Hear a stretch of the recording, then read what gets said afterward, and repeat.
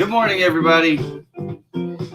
It's Saturday morning, California. Full disclosure, it's 9:02 a.m. and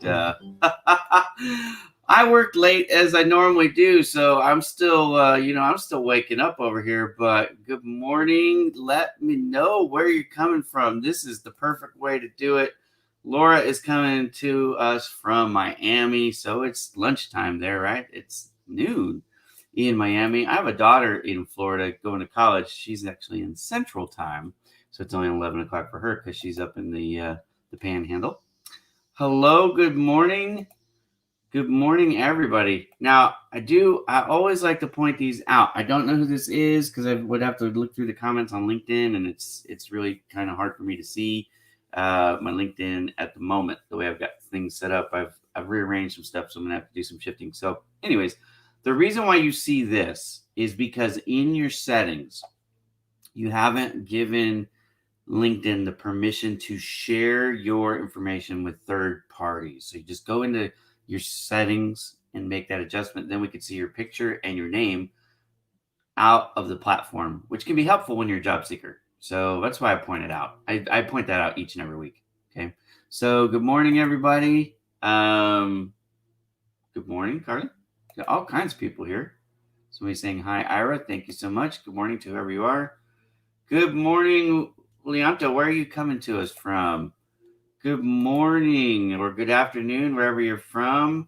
What time is it where you're at? It is 9 a.m. here in California. I come to you from the greater Los Angeles area. In case you're curious, well, where the heck are you even from? Good evening in Uganda. Yeah, see, it's 7 o'clock. In some places, like in Australia, it's already Sunday. And so this is always the challenge for me whenever I go live is what time of day do I go live to help you guys, wherever you are, see me. And every time I go live, there's somebody who goes, man, that's just not a good time for me because it's time to sleep. Like right now, it's 9:34 in India. So if I go live at noon, like I do on Mondays, it's 12:30 after midnight there, right? And so I get it. That's why a lot of my shows are early because it does work for most people where you are in the world, but I do try to mix it up too. I have events all over the week and they vary in times. That's the reason why they vary. Okay. In search of a non-IT sector job. Okay. So that's not enough information for me really to help you. But if you have questions, drop them in the comments. We could talk about anything you guys like. Cover letter strategy, interview preparation. How do you figure out the culture of a client?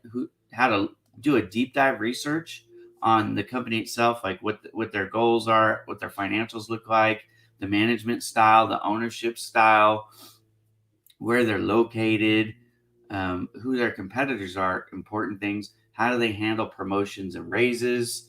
When you're doing your salary negotiation, you need to understand how they handle promotions and raises, because if you go in, and this is a strategy I want to talk about right out of the gate, if you are in that negotiation period, right? They send you an offer letter, and let's say it's $70,000 a year, and you go, "Wow, that's a lot of money." But then you go and you add up all your expenses, what you need for retirement, for healthcare, for food, everything. Even your what you're doing, extracurricular, like taking your significant other out on a date, vacation, all that stuff. You got to add it all up and have a budget. If you figure out that 70 grand is not going to be enough to cover your budget, or it's real close, you're like, well, I'm going to take this job. I'm going to take that salary. I'm going to work really hard. And in 6 months, they're going to give me a raise. Well, that might have been more common in the past. I think it was, but it's not common now. So what you need to do is you need to ask that question. When they say, do you have any questions for me in the interview? That's one of the questions you need to have. How do you handle promotions and raises? Because if they have a company policy, like a lot of companies do now, that it's 24 months, it's 36 months before you have a significant chance at a pay raise, then you need to go negotiate a starting salary that you can live on, not only for today, but to include inflation, the rate of inflation, because your food's going to go up. Your rent is going to go up. The cost of gasoline is likely going to go up, right? All these things go up every year. And if you don't have enough to pay for life now, you're going to be really hurting in a year or 2 years while you're waiting for that pay increase. So it's just good strategy to ask that question, be prepared, and then get what you need. Because one of the things that makes people switch jobs is low satisfaction, low job satisfaction. And what's the number one thing that everybody goes to work for is to make money. That's why we go to work. Otherwise, we would go volunteer in a ministry, right? Philanthropy, whatever you want to call it. But you would go do something that you either really, really love, or you'd volunteer something to do something you care about. But the fact is, we need money, right? I mean, that's why we go to work. So it's not something you should be shy about. It's better, relationships work better when there's good communication. If you know how they do something, then your satisfaction rate will be higher because you're like, oh, well, we talked about that. I know how you handle it, and I'm okay with it. I'm prepared. Versus you go in thinking you're going to work really hard, and 6 months later, they don't even, acknowledge that you're doing extraordinary work. That's how you work to them. That's the one thing that it's always puzzling to me. It's like, well, aren't you supposed to work really hard anyways? I mean, you should. My own integrity, my own work ethic mandates that I work hard no matter what you're paying me, because my work ethic reflects me, not the pay. So I have a problem with that mindset anyways, but the fact is you're going to be disappointed more times than not if you go in just assuming they're going to give you a raise, because a lot of times, I'm telling you, that paradigm of a fast promotion is the exception, not the rule now. It's the exception. Okay. So just so you know. All right. So we've got some more comments in here. Let's see. Great to know. This is great news. I'm trying to migrate to USA. Hope it's still a good time. Okay. Stop thinking about moving to a foreign country as a dream and start thinking about it as a business plan. You need to get out of fantasy land and get into, like, okay, I have a goal. And don't tell me you want to move to the USA. That's like saying I want to move to a continent. You need to do deep dive into where you want to live and have reasons. So if you don't care where you want to live in the USA, you don't really want to live in the USA. You want to escape where you're at, right? So let's live on purpose. I have strategies for you that will help you do everything I just said on projecthelpyougrow.com. The website's right above my head, projecthelpyougrow.com. Go there. Go to the blog. I've got a blog called How to Land a Job in a Foreign Country.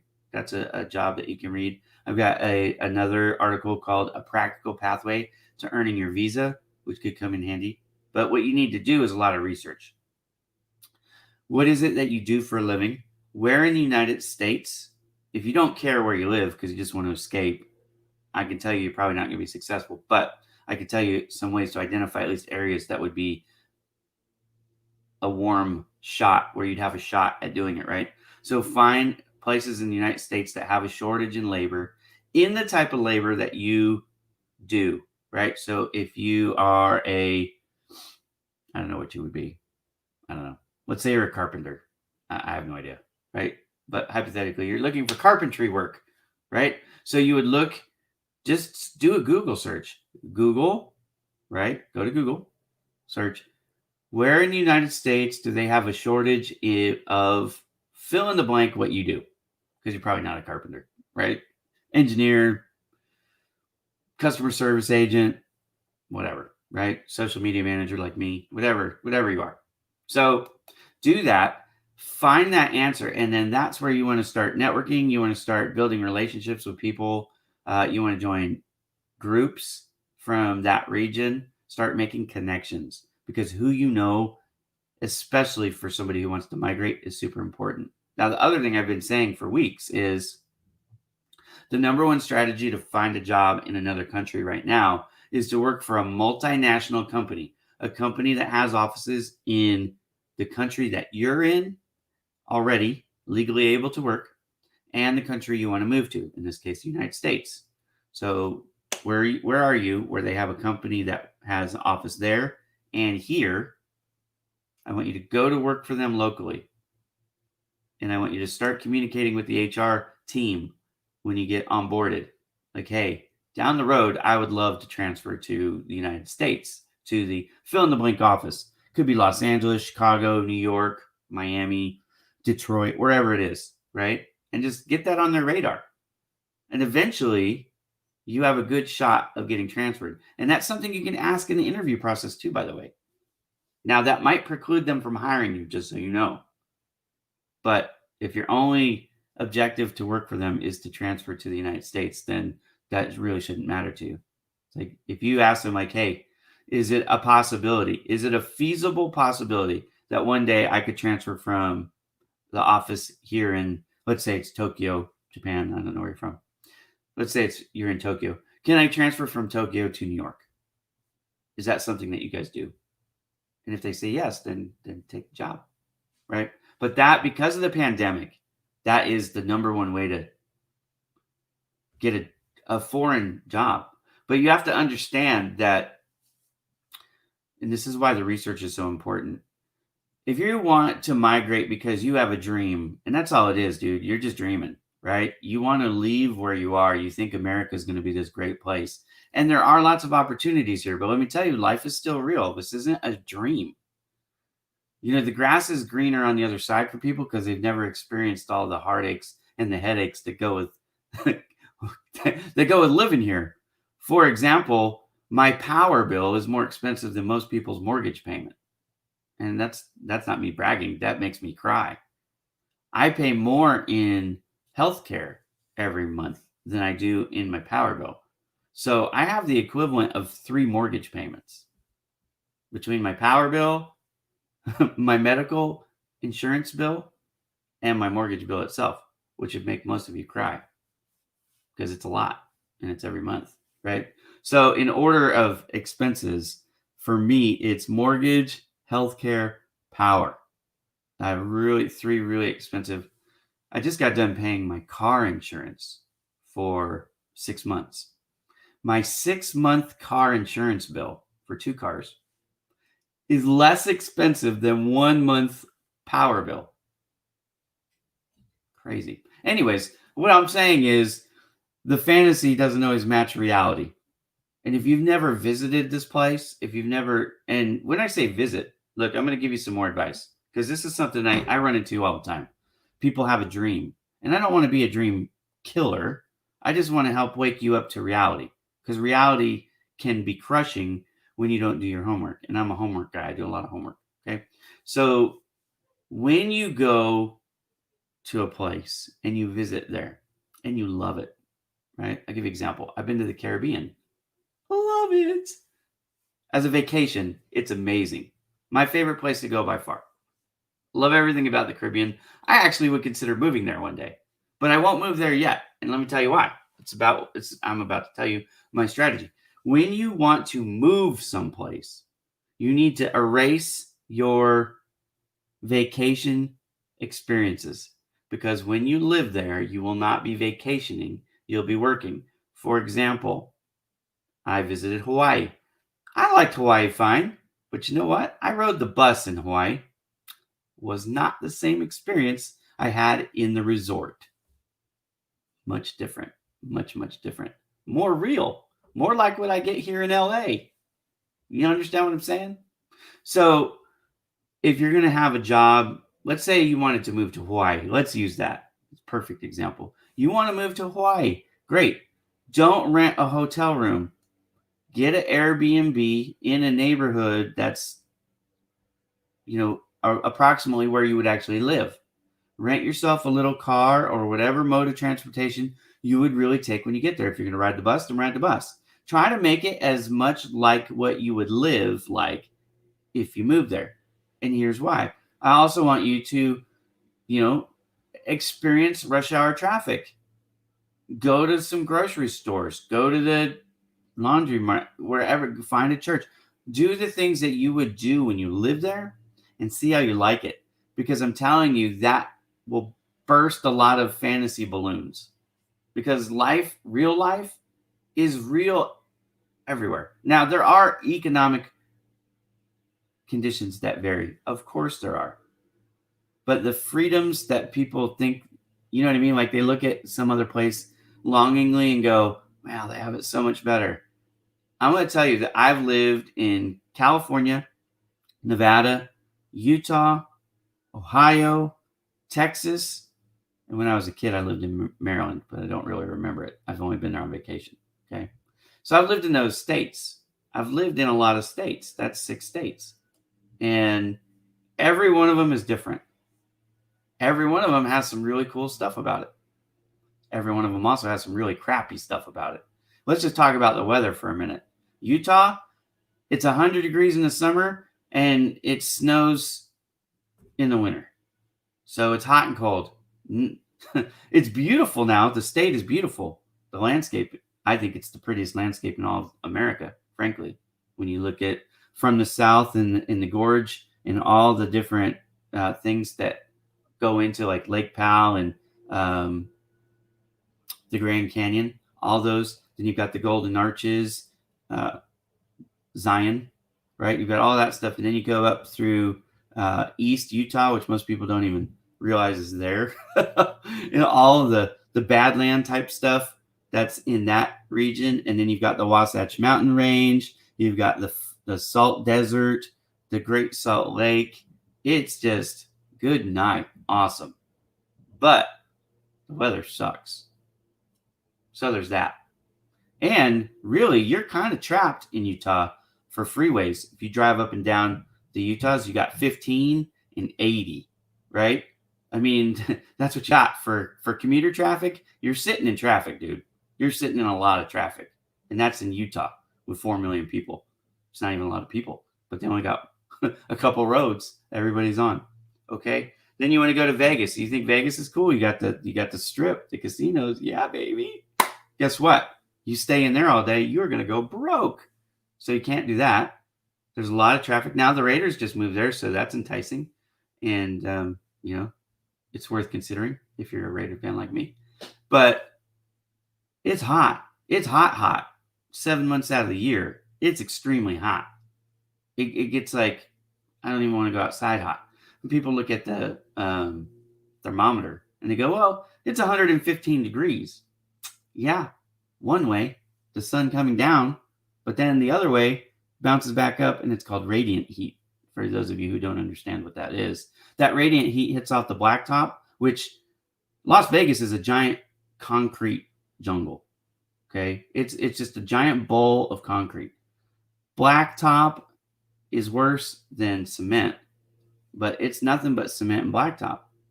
And that radiant heat, there is no cool breeze that's going to cool you off. It's windy as heck, but it's a hot wind. And it's like, I want you to take your head, stick it in an oven, and turn the blower on and tell me it's a dry heat. Yeah, that's a smart ass thing that people who don't know any better say. And you go visit there for 3 days and you spend 99% of your time in the 72 degree air conditioned casino and you think you're a hero. No, I want you to get outside, go walk 4 miles, go do some exercise in that heat, and then do it for 7 months, not for 3 days. You'll have a little bit different complexion. Your skin is going to start to look like leather. And then we haven't even talked about all the dust. You think allergies are bad? You haven't seen nothing until you play with the dust and the dust mites. Vegas is no joke. And by the way, if it rains a quarter of an inch, your house can be washed away because you've never seen a flash flood in a quarter of an inch of rain until you've lived in Vegas. It is phenomenal, right? Now, again, I'm not trying to pick on places. I'm just telling you, every place I've lived has really good things and really bad things. When you fantasize about places, when you fantasize about things based on a dream, not reality, you make it into some grandiose thing. Then when you get there, you're crushed. You've gone through a lot of effort, a lot of money, A company's invested in you, and then you're miserable, and then you bail. And that's why they don't hire you. They're not going to invest in you. Let's say this. Let's say you are looking for carpentry work and you want to move. Let's say you haven't picked the United States. It's not ambiguous. You got it geo-locked down to Las Vegas. I was just talking about Las Vegas. So you want to move to Las Vegas. In Las Vegas, there are thousands of carpenters already there. A lot of those carpenters aren't working. So the labor market has carpenters in supply already. Why would a company invest in somebody thousands of miles away from a different culture with no place to live, nothing, and help get them over here to work when they could throw a stone in any direction and find local labor? It's cheaper. They're already established. They know the culture. They already know what Vegas is like, right? They're still there. There's a lot less risk for a company to hire locally. The companies that are going to outsource and reach outside the local labor market are not going to do it to help you make your dreams come true, right? That's not why people are in business. Where economically they're going to hire you is when there's a local labor shortage on the type of work that you do, or there is a caveat here. Sometimes there is local labor that is available, but the rate at which it's available is too high. Now, if I can bring somebody in for a lot less money from an outside source, which is what's happening a lot right now with like places like Fiverr, right? So in the United States, you want some work done. You can't afford the local designer like me, right? I make graphics, videos, websites. I do all that for a living. But I live in California. I'm not the cheapest option. Well, right now, a lot of people who kick the tires with me end up going to Fiverr. Now, there's an opportunity cost for that. We could talk about that too. But, they go, and why? Because the price difference is low enough to justify them not hiring local, American labor. They don't mind using, labor from another country. And I get it, right? I buy things from other countries too, because I can't always afford to buy American. I would love to, but I can't always afford it. And so I get it, right? So, but that's where you could have a shot. But here's the deal. If you have a job that requires you to be here, which I'm presuming is what you're dreaming about doing, not just working for an American company and living where you are, working remotely, that actually is happening more and more. But if you want to actually move here, guess what? You want to live in the Los Angeles area? Remember what I said? My mortgage, my health care, my power bill, it's like having 3 mortgage payments. You have to make a certain amount of money to live here, right? Now, if you have, and some people do this, they'll rent a room or they'll rent, a place and go in with multiple people and you can reduce your costs. You certainly can do that. But then some of the things that you fantasized your life in America would be like, it's no longer like that, right? So you've already shot the dream to sacrifice just to have the opportunity to live here, but you've given up all the fun stuff about living here by doing it. So anyways, I've spent a lot of time on that, but I know there's people that are, and I've lost a lot of you. So you guys don't like to hear look, I'm vegetables. I'm not dessert. If you just want someone to, make you feel good, that's not me. I will make you feel good when I help you find a job, but the advice that I give is real advice. So if you want 100% authentic job search advice, this is the show for you. Ask me your questions. I'll answer them honestly. But if you're just looking for somebody to tell you, oh yeah, all you need to do is share your resume on LinkedIn and you're going to magically get a job, or someone's going to pay you $200,000 a year with no experience to fly you in from another country. when they could hire 500,000 people locally to do the same thing for less money, right? I mean, life is real. So I know people don't always like the message because they don't like to eat their vegetables either, but the vegetables are better for them than the dessert, right? It's good to have some dessert, but you got to eat your vegetables. So, anyways, I'm sorry if I lost y'all on that answer, but it is what it is. Let's see, South Africa. It is, what is that? That equals 6:15 in the evening. So yeah, 6:04. I got quite a few people here in Africa. Where are you at? Are you in Texas, Leonto? Are you Mexico? Where you at? Where are you coming to me from? Looks like you got some gas and oil stuff there. So I don't speak. I think this is French. I don't speak French, but I think that's a greeting. So hi there, Pappy. How you doing? Good morning, Rhonda and Lucian. Well, good evening to you, Lucian, in Romania. Chandra, it's 9 p.m. in Pakistan. Okay, that's late. I didn't realize it was that late there. I received a mail from professional LinkedIn from a person asking to pay for such nominal charges around 5K hours. Can arrange job with 20 days. Yeah, that's a scam. Don't do that. There are legitimate headhunters out there. Okay, let's talk about this. Headhunters are recruiters. Instead of getting paid by a company when the company hires you, the headhunter gets paid by the job seeker. So a headhunter is a recruiter working on the behalf of the candidate, not on behalf of the company. I think you guys need to understand this if you don't. So let me explain it. A recruiter gets paid when you get hired by the company that hires you.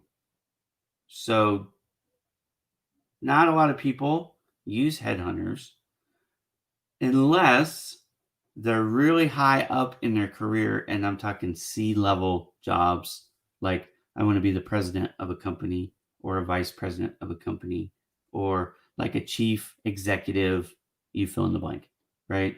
So it could be a COO, a CHRO, which stands. If you've heard this expression CHRO and you don't know what that is, that's Chief Human Resources Officer.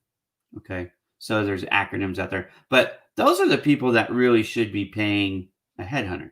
Okay, if you have a mid-management job or lower, right, entry level all the way to mid-management, you don't need a headhunter. And I'm going to tell you that most people asking you for money in the job search, like to find a job, are trying to rip you off. So the number one thing, go to Project Help You Grow. I have an article that I wrote, and it's how to avoid getting scammed. There's 5 practical things that I put in there for you to do some testing to insulate yourself, if you will, to help prevent you from getting taken for a ride.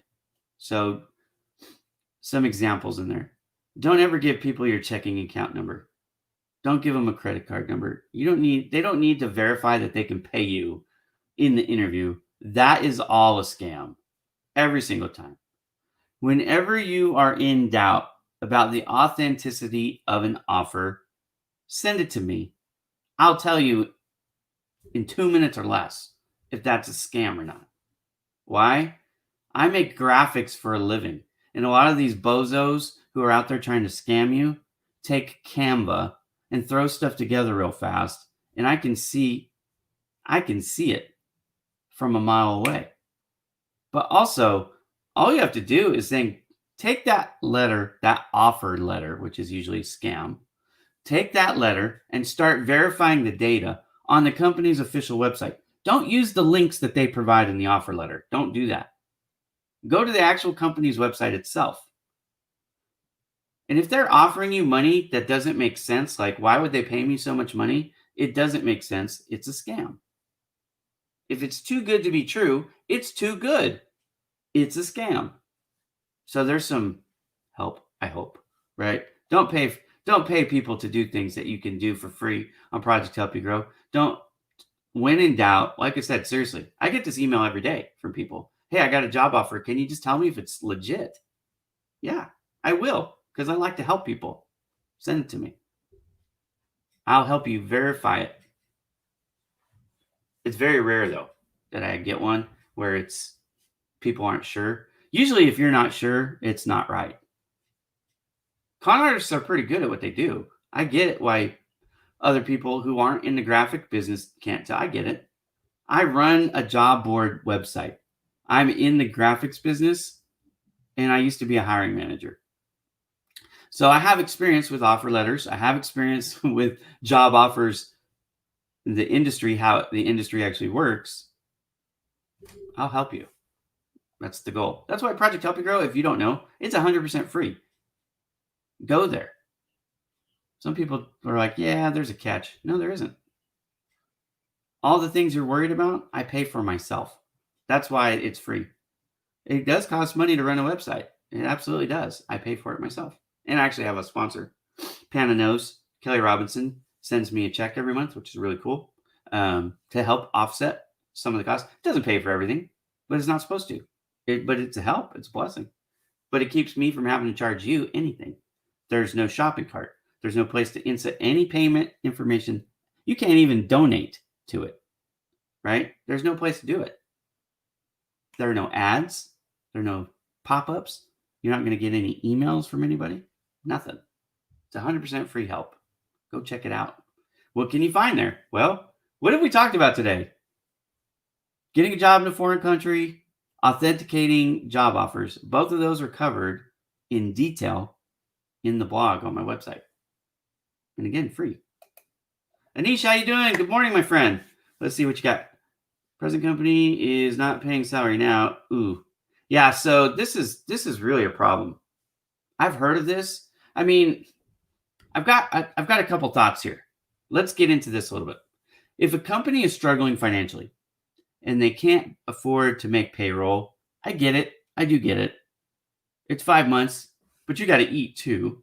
So searching for something while you continue to work would be wise advice, I think, at that point, 5 months in.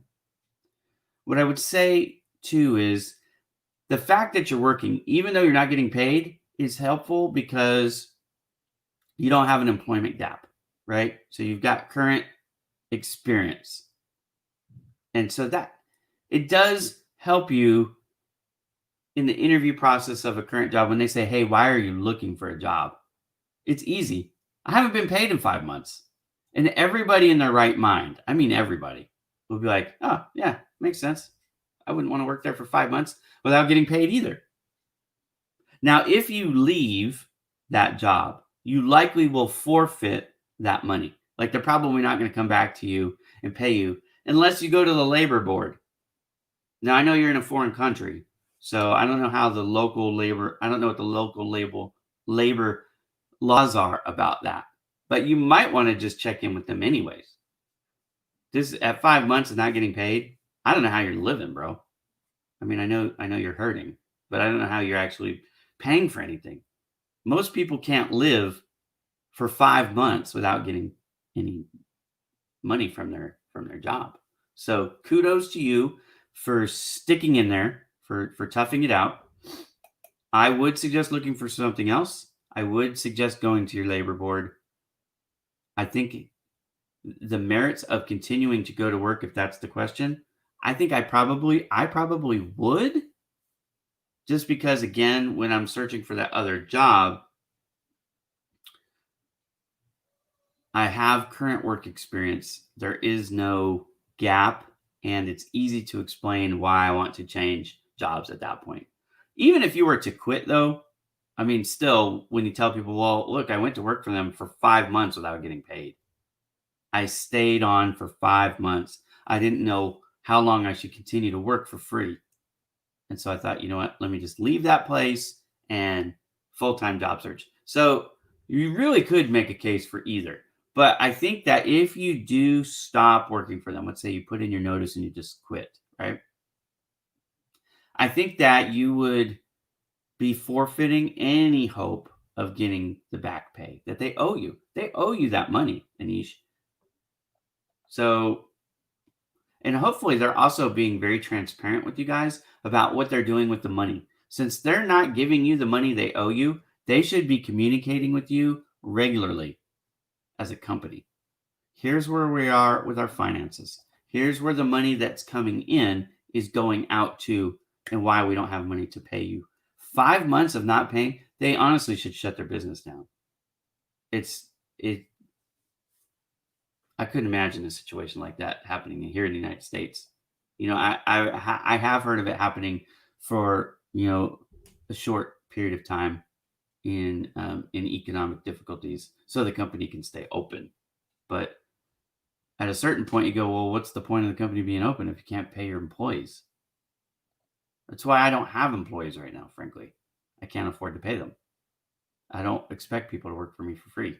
At Project Help You Grow, I had interns. I let them go, right? I don't have them on my staff anymore. One of them, who's super cool, said, hey, Ira, you know what? I'll work for you for free because I believe in what you're doing. And I know when you can afford to pay me, you will, which is true. I would. But I told her, I said, look, I can't do that in my mind. I can't justify that. That doesn't match my moral code, right? So, what is this? No one is losing anything if simply writing there's no employment as of now. Everyone's got a job. Everyone got job again. Companies are taking back their employees back. World is flourishing. I don't know exactly what you're saying there, so I'm not even going to try to guess. So there are people getting their jobs back. As I said, unemployment rate is falling, which is great news. So have hope out there. Jobs are coming back. Now, the one thing, yeah. I think you know her too, Sonia. Do you know what I'm talking about? The one thing about the labor market that I will say, and I put a post up about this, I think it was 2 days ago now, anyways. But in the labor stats, and it's always like this. Oh, she's here. All right, if you're gonna out yourself, Sabrina, I wasn't gonna say your name, but there it is. Sabrina is an awesome chick, and actually, I just put in a letter of recommendation for Sabrina for a role that she applied to. So, again, I would still like to hire you, but I still can't afford you. So it is what it is.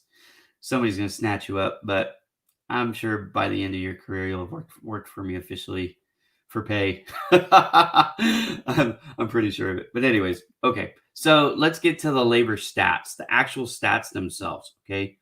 When you read unemployment rate is the last published U.S. labor rate stats were 8.4%, which is much better than the peak, which was 14.5%. So we were hovering somewhere between 3.5 and 3.7% unemployment pre-COVID. And then in April, that's when in the United States, the stuff hit the fan, spiked 14.5%. Then because the president and Congress started enacting some of those,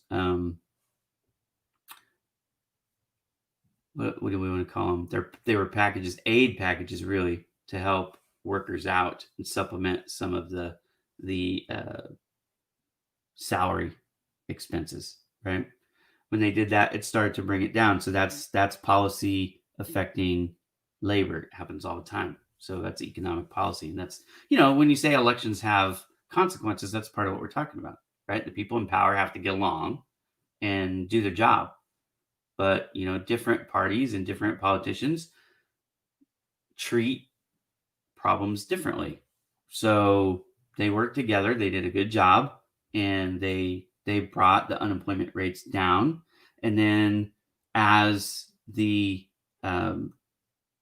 COVID prevention and the treatments and all the different, hand washing and social distancing and people figuring out how to deal with this pandemic in the United States, how to practically address it, the workspace safety. Many of you know, I was in the print business.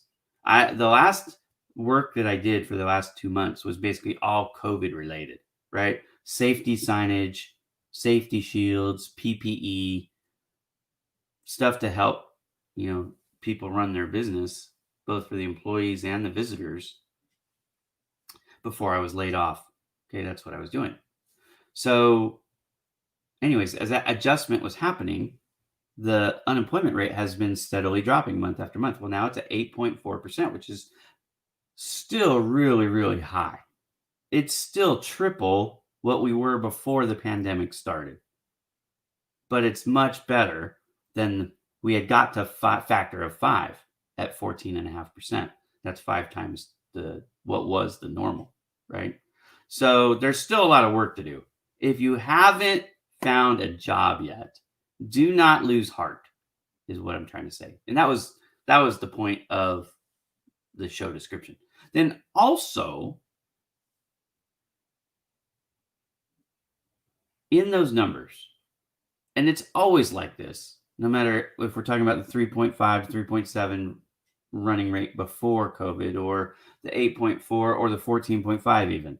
Every set of numbers is not necessarily the true number. And what do we mean by that? When an economist says, well, that's not the true number, what does that mean? Let me explain that to you so you understand at least the data points and what they represent. What the unemployment labor statistic represents is the number of people who have actually filed for some type of unemployment claim, right? So if you're putting in any, for unemployment, I don't even know the right way to say it. So anyways, if you're filing any unemployment wherever you live, that number will count against the unemployment labor rate. But let's say you have a bridge job. You got a bridge job and you're no longer filing unemployment, or you took a job for less pay. Well, now you're employed, so your number doesn't count, but you might be what we call underemployed, because before COVID, you had a job paying you, let's say, $50,000 a year. And now after COVID, you might have a job paying you $36,000 a year. Well, you still have a job, but you're off by 14 grand. So you're underemployed. Those numbers aren't reflected in that. So people who lost their job in COVID, they weren't going to retire right now, but they decided, you know what? Instead of looking for a job, I'm just going to retire. Or people like me. I'm not employed, but I started my own business and I'm not filing for unemployment. So I'm no longer on the unemployment number. You see what I mean? So that's where the question was about. Tell me, if you found a job, tell me about it. Did you find a comparable job as far as pay? Did you have to take less? Did you accept a part-time role or maybe a couple part-time roles? Because I think that's actually one of the solutions that people can do that they're not doing right now to get back to work.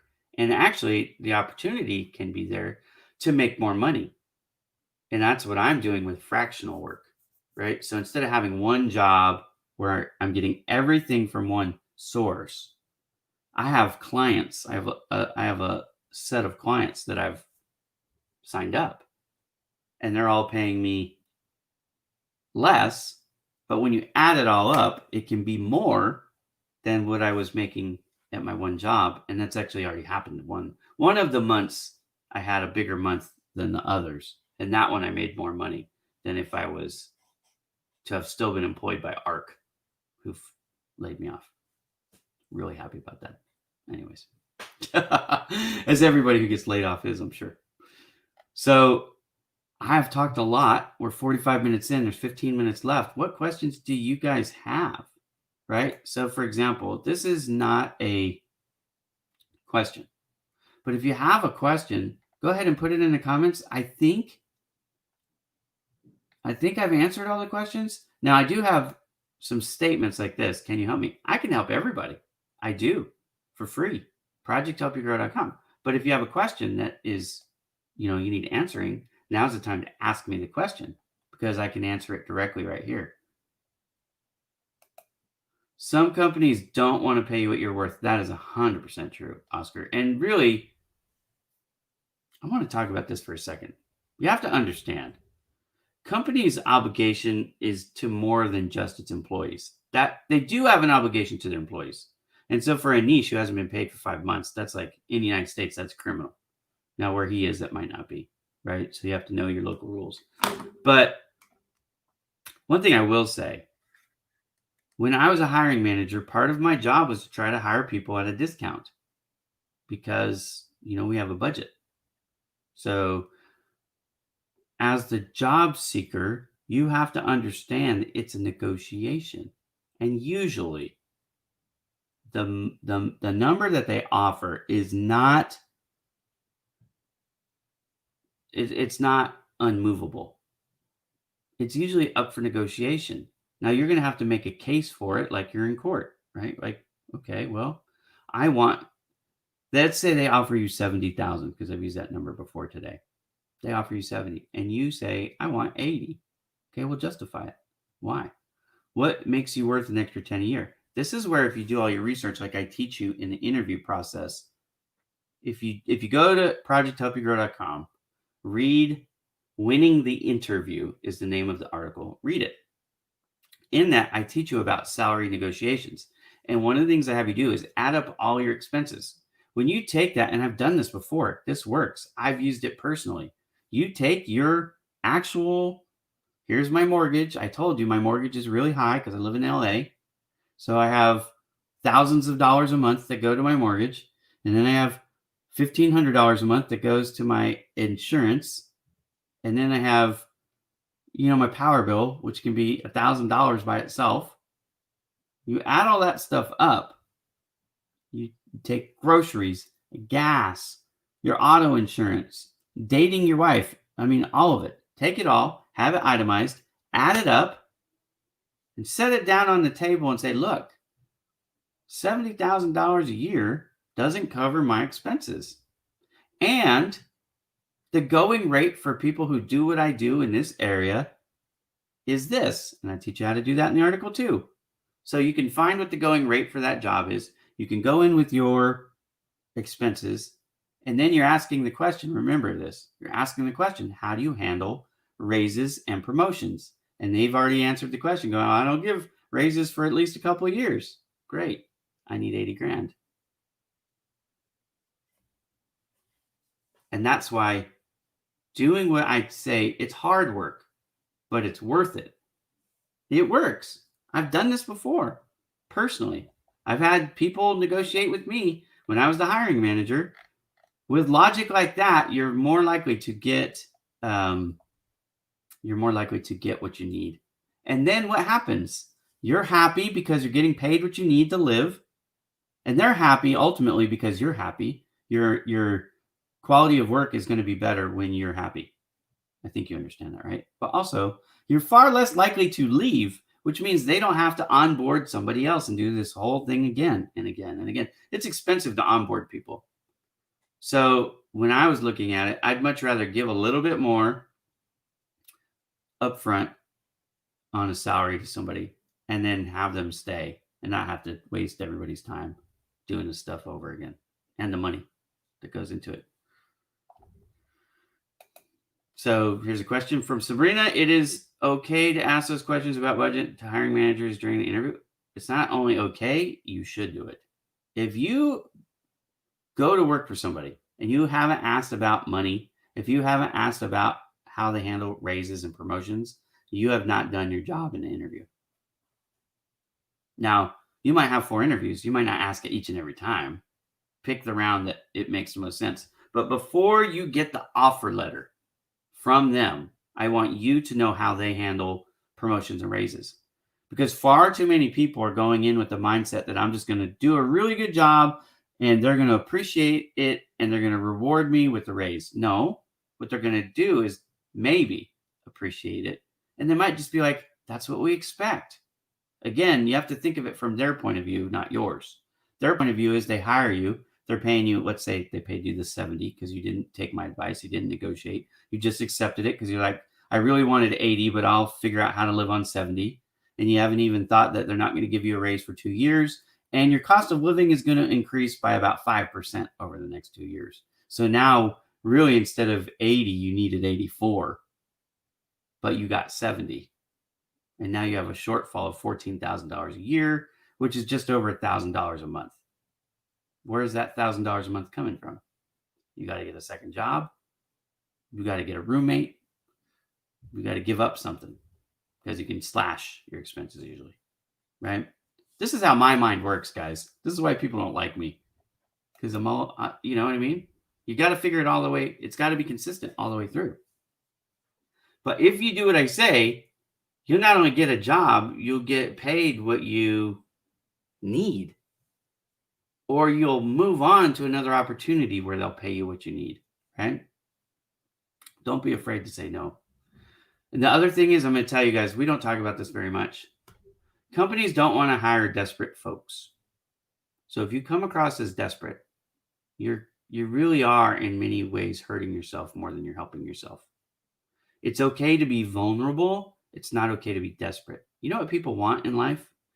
They want a commodity that's sought after, right? Like, how do you get somebody to be jealous? You get somebody else to pay attention to you. The person you could have been begging for their attention for years. Now all of a sudden, some outsiders paying them attention, paying you attention, and then the person that you've been trying to get to pay attention to you all of a sudden wants you. I've seen it happen lots of times in business and in personal relationships and everywhere in between. It's uncanny, the human psyche. But I'm telling you, if you want to get a job, don't act like you're desperate, because you're likely not going to get hired. This is one of the reasons why I don't like the, hey, everybody, will you please share my resume? Besides the fact that it's against the actual policies of the platform that you're sharing it on. And you can lose your account if people actually do it. And they can lose their account too, by the way.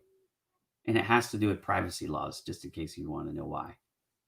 You're not supposed to share your email address and your phone number publicly in posts. It's a violation of privacy laws, especially in Europe. And companies get sued billions of dollars over this crap. They really do, because we live in a litigious world. So don't put yourself in a position to look desperate, because again, most people are not going to hire you that way. They want somebody that's sought after. They want another competition for you, right? It's one of the things that you can put in there, especially I am never going to advocate for being dishonest ever, okay? So don't lie. But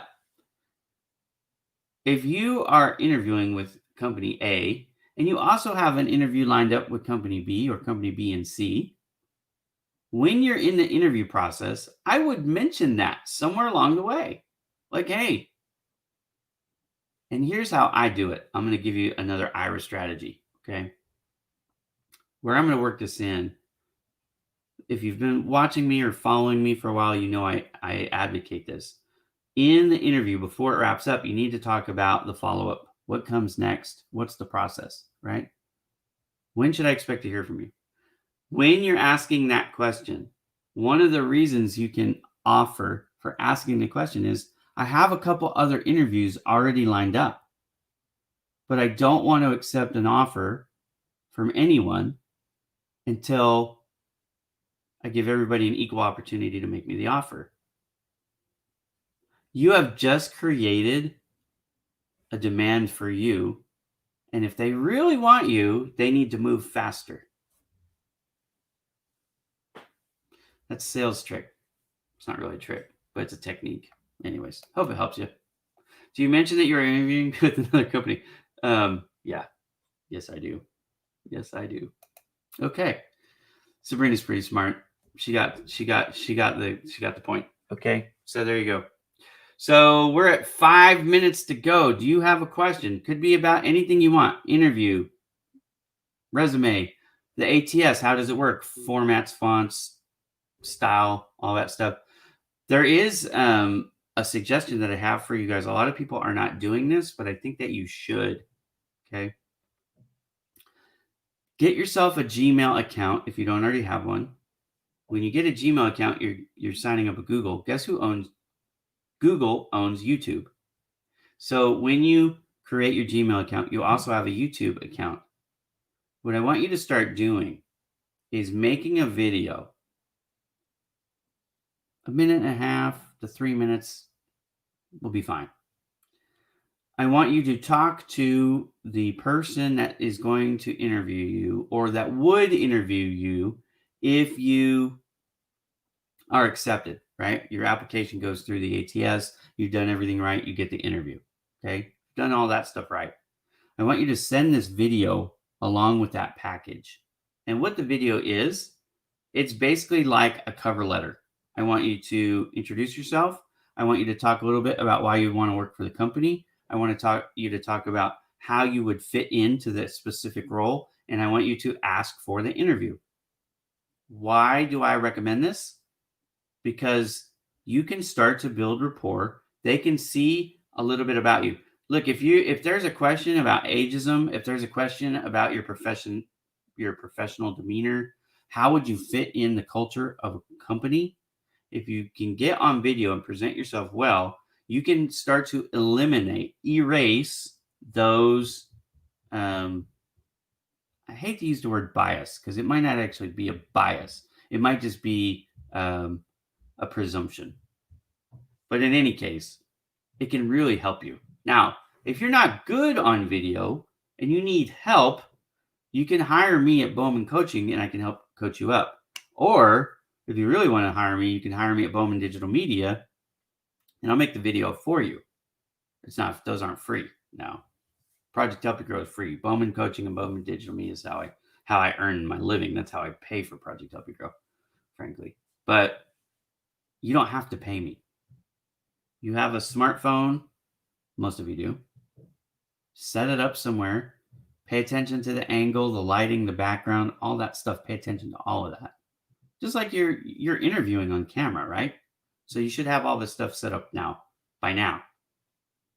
If you've been interviewing in person, put it in the comments. I don't know anybody who's interviewing in person right now, right?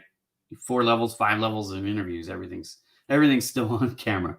So you don't need to pay me, right? I'm just talking to the people that are really nervous or are really inept, but need the extra help. There are paid services out there who do this thing, like BombBomb comes to mind, right? But you don't need to pay. I'm telling you how you can do it for free. And if you need a place to house it, make yourself a Project Help You Grow profile, and you can house the video right there. Then you can just send them your Project Help You Grow link, and they can watch the video as part of your profile. But you would need to update the video for every interview if you're going to do that. Okay. But what you do, so let me take this all the way through. You upload the video, you do it as unlisted. So not everybody can see it. So if they go to your channel, they're not going to see all your interview stuff, right? You have it unlisted. Then you just copy that. They have a share button. You hit the share and then copy the link. You put that link inside the email when you submit it. Or if you're doing it on their website, usually there's a place where you can put more information and you would submit the link there.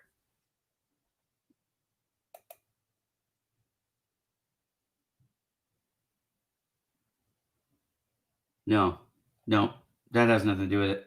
There is actually a different statistic that's counted for number of jobs. So like they issue typically a report is the best way to say it. There's a report that comes out with total jobs, and this is for the United States again, and states do it too. But there is a separate report: total jobs, number of jobs, and net new jobs. Right? That's not what this is. The report is based on the statistic is based on how many people actually file for unemployment. So there are some people that wouldn't be counted in that number, which we've already actually talked about. You must be late to the show, but that's okay. So the people that are not in that labor count are people who are maybe they have found another job. Maybe it pays less than their original job. So what we call that is underemployed. It's not that they don't have a job. It's just that they don't make the same amount of money. It's usually a significant difference. If it's 1,000 or 2, if it's close, that's typically not what we would calculate or consider underemployed. But a lot of people, might have had an $80,000 job that now they're making 60. That's $20,000 less. And, what is that? 20% less money. So that's a significant loss. Can you not record video of yourself offline and send it to? No, absolutely you can. That's what you should do. It's 100% what I advocate. So the problem with sending the file offline, right? Like if you don't put it on YouTube or Vimeo is another site that you could use. The issue becomes the file size is too big. That's the issue. It's about file size. Most email boxes won't accept a file that's more than 10 megs, right? So you run into that. And if you can use free file share software, but a lot of companies' protocols, security protocols, won't allow it to come in. So most people will allow you to email them a YouTube link. It's just a simpler way to do it. But yeah, as long as you're getting them the information, who cares? I mean, if it works, it works. And free is my favorite price. I try everything I try to do for job seeker tools. I try to use free ones because I know a lot of you don't have money. I get it. I totally get it. So, but yeah, if you can, as long as you get them the video, how you do it, as long as it looks good and they receive it, that's the goal. That is 100% the goal. Okay.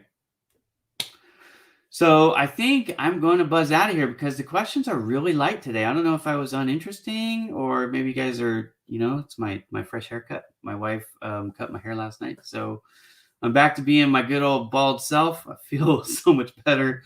I really was embarrassed to be on video the last couple of weeks. I had this like wild hair growing on my neck and I'm thin up top anyways, which is why I like to just shave my hair in case anybody's curious. I'm not technically bald. I'm just thinning, but it's not pretty. And it's going gray.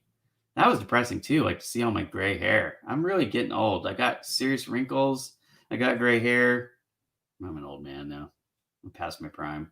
But anyways, I love you guys. I do all this for you. I don't know if you have picked up on that. I'm not here to make money. This is Project Help You Grow is a free thing that I do. I'm all in. This is year 3 of the service. I do it. I'm going on my 3rd year now. And do you have to do a video if you're going in person? No. The video is to help you get the interview. So if you already have secured the interview, the video is no longer necessary. It's just one of those things like there's a lot of people who submit packages and they don't get a response because they didn't stand out in the crowd, right? The videos help you stand out. It has to be well done now. Like you have to come across with some energy, dynamic.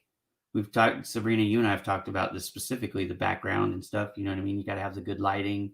You got to make sure it's quiet, right? You can't have any crazy stuff in the background. Like, if you have pot marijuana or pot, well, I'm trying to say pot marijuana. Pot is marijuana. But if you have any of that paraphernalia, that's the word that I was looking for. And it's just an example. If you have paraphernalia in your background, you need to take it down or sit somewhere else, right?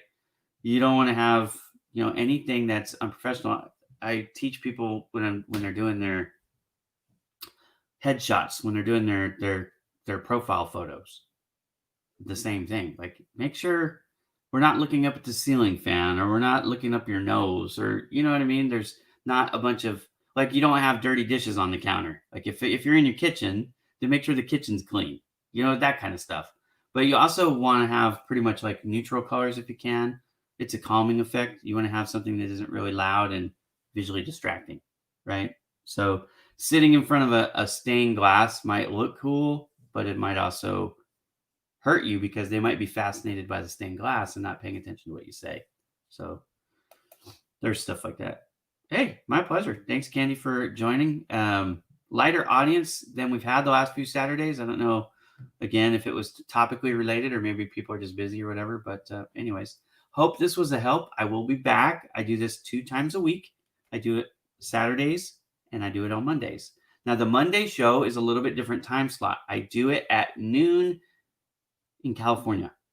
So I started today at 9 in California. It is now 10:06 here.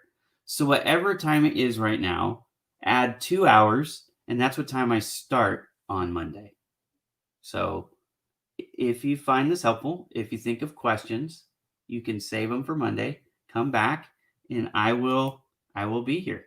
And again, if you don't know, I am now putting these recordings on projecthelpyougrow.com. There's a tab called Ask Ira. I added it recently. So you can go back and watch the past episodes. Now, some of them I haven't updated yet. I think there's 6 of them on there right now.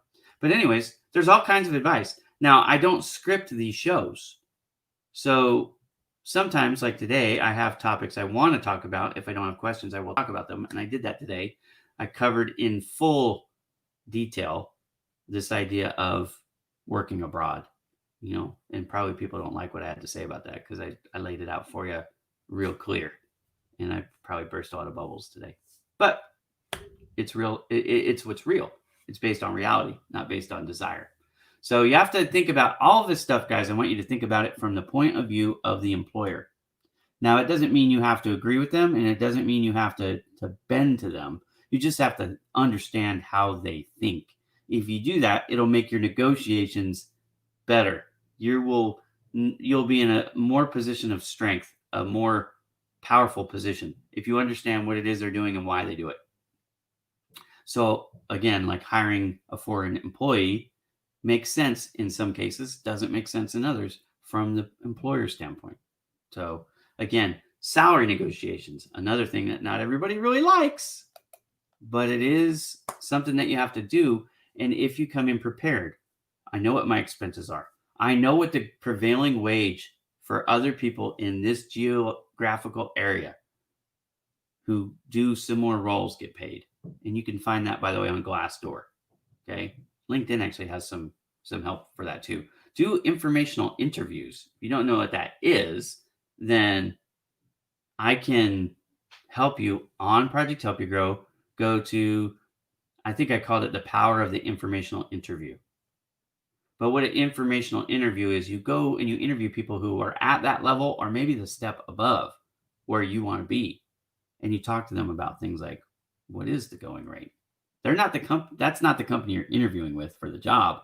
It's an informational interview. It's like, it's like a journalist covering a story. But you go and you're talking to people. Let's say you want to be a director of sales. You've never been a director of sales before. Maybe you've been a sales manager and you've been in sales for a long time.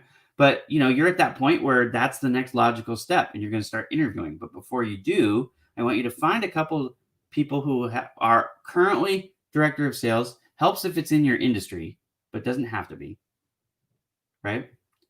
Also helps if they're in your area, but doesn't have to be. But anyways, talk to them. Ask them for advice. Basically, buy them coffee or lunch or something and get them to tell you everything they know or can know. And if you're really smart, what you try to do is become friends with them and hope that they will take you under their wing as a mentor. Because if that happens, now you're going to start to get interviews from people you never even heard of before because they know people you don't know. They can start to get you around. Like they could call up their buddy who owns a company and go, look, I don't know if you're looking for a director of sales, but if you are, I know somebody who is ready to take that next step and would be an asset to your company. Those kinds of conversations happen off of job boards. Did you know that 80% of people who get hired from a source other than a job board, other than a company website? They're not going through, most 8 out of 10 companies are not hiring from job boards. So if you're only looking for jobs that are listed somewhere on the internet, that's part of the reason why it's taking you so long to find a job. Who you know is super important. Networking is important. Okay. You guys know me. Let me help you. That's what I'm here to do. I'm out of here, guys. I've been talking way too much. Thank you, Rita. I really appreciate that. I really do my best every single time. I'm not always popular because the opinions I give you are not necessarily what I want the truth to be, but based on what the truth actually is. So I'm a realist. It is what it is. I'll see you guys on Monday. Have a wonderful weekend. I'm going to do my best to do that right now. Actually taking my family out for a walk. So I'll see y'all later. And I still can't dance. One day I might learn, but not today. You need help finding a job, visit projecthelpyougrow.com. But get busy on LinkedIn, get busy on Facebook, make friends with people, guys. Being friendly will take you a long way in life. So don't forget that. And remember, don't come across as desperate. People don't want to hire desperate folks. Just think about that from a relationship standpoint. It'll make more sense to you.